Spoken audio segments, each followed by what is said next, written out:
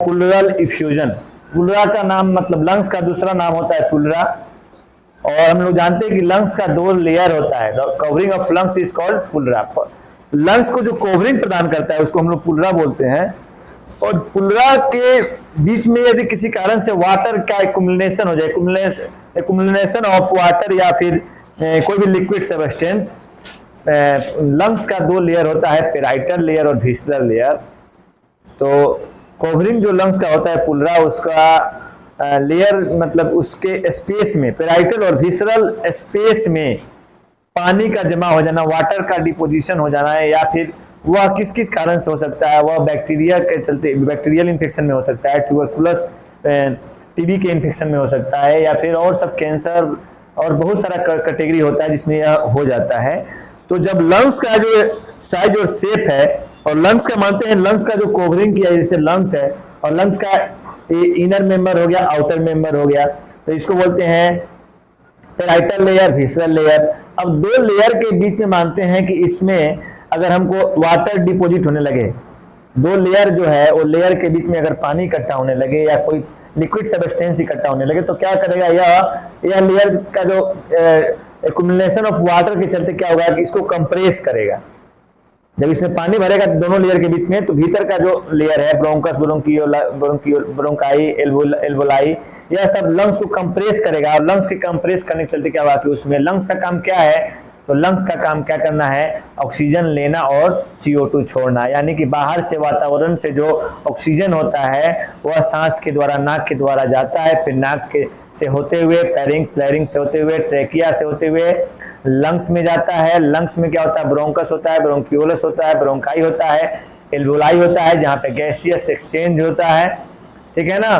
तो एल्वोलर सेक होता है, तो वहां पे जब कंप्रेशन के चलते एल्वोलाई जो होता है वहां पे गैसियस एक्सचेंज का भी प्रभाव पड़ेगा। जैसे मानते हैं कि अगर यह स्पेस ऐसे है और इसमें पानी भर गया तो इसको कंप्रेस करेगा, बाहर वाला अभी उधर बाहर वाला फूल के बाहर आएगा, तो इस पीरियड में क्या हुआ कि इसको लंग्स को ऐसे निचोड़ के दाबेगा, प्रेशर लगाएगा, तो जिससे लंग्स का प्रेशर बढ़ने के चलते क्या होगा, लंग्स का फंक्शन गड़बड़ाएगा, यानी ऑक्सीजन कैरिंग कैपेसिटी जाएगा, ऑक्सीजन कम इनहेल करेगा, CO2 कम इनहेल करेगा, सांस का प्रॉब्लम होगा, ऑक्सीजन लेवल यानी गिरेगा, ऑक्सीजन लेवल गिरेगा, फिर वह क्या हो जाएगा, तो फिर हार्ट को ज्यादा वर्क करना पड़ेगा, हार्ट को प्रॉपर मात्रा में ऑक्सीजन नहीं मिलेगा।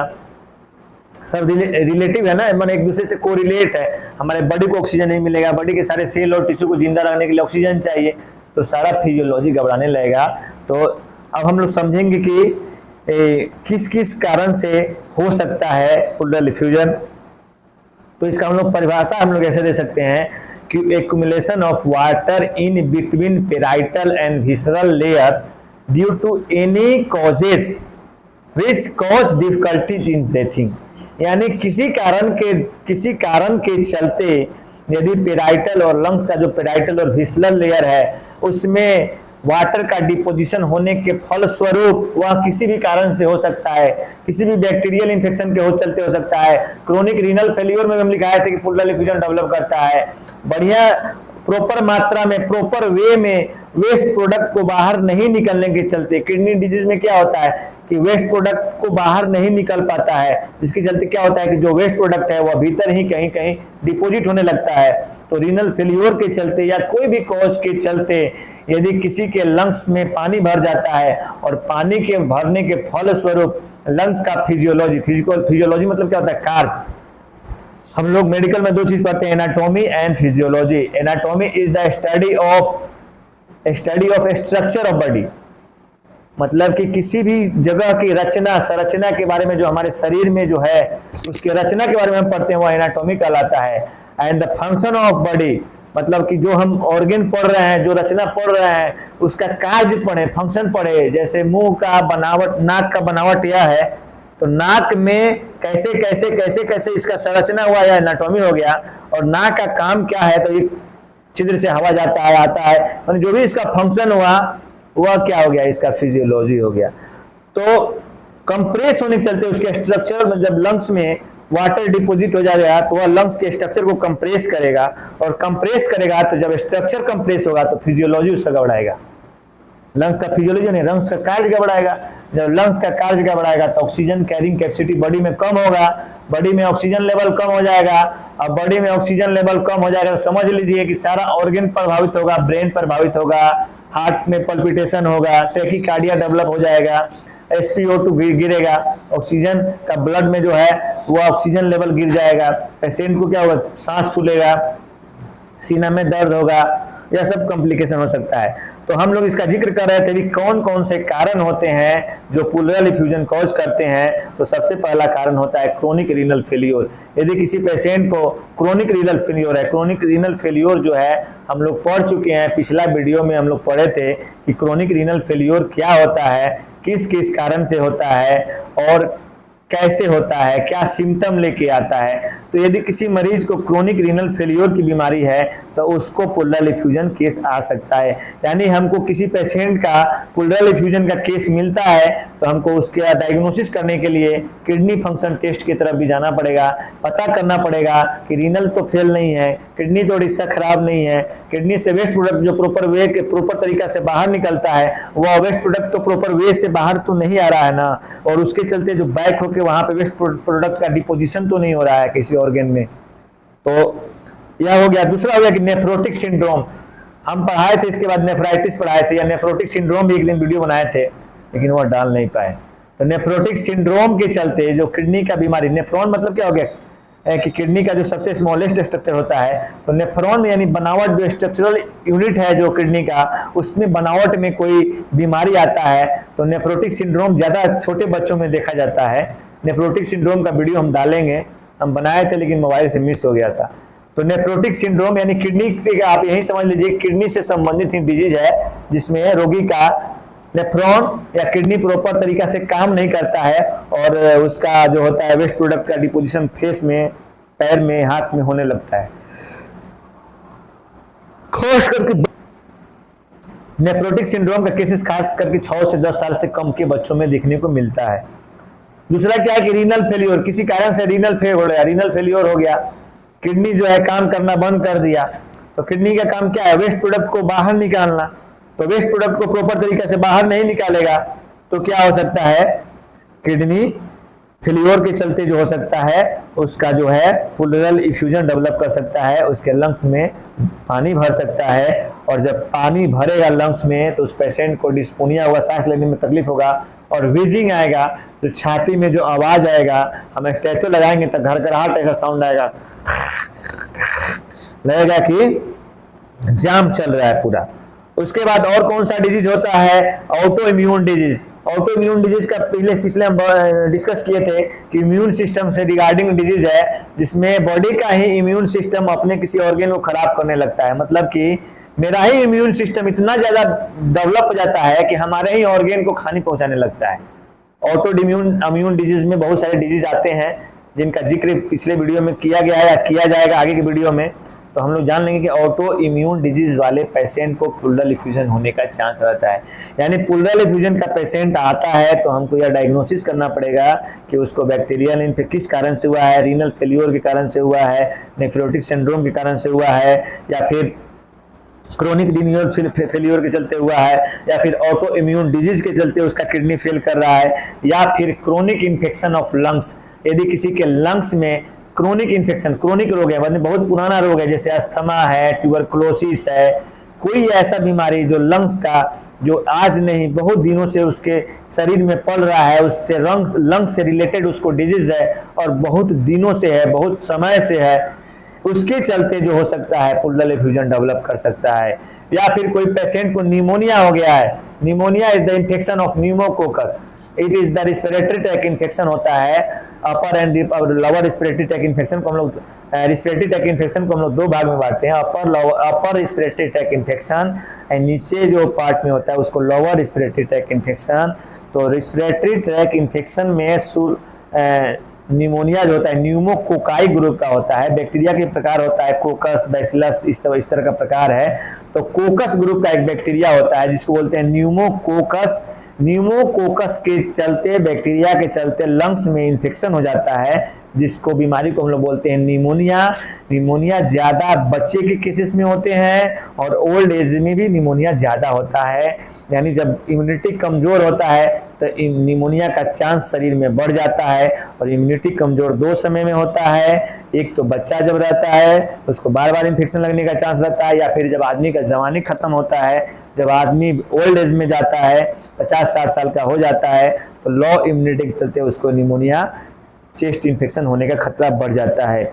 या फिर उस पेशेंट को ट्यूबरकुलोसिस का इन्फेक्शन है, यदि किसी मरीज को ट्यूबरकुलोसिस है तो उसके चलते प्लूरल इफ्यूजन हो सकता है, उसके लंग्स में पानी भर सकता है।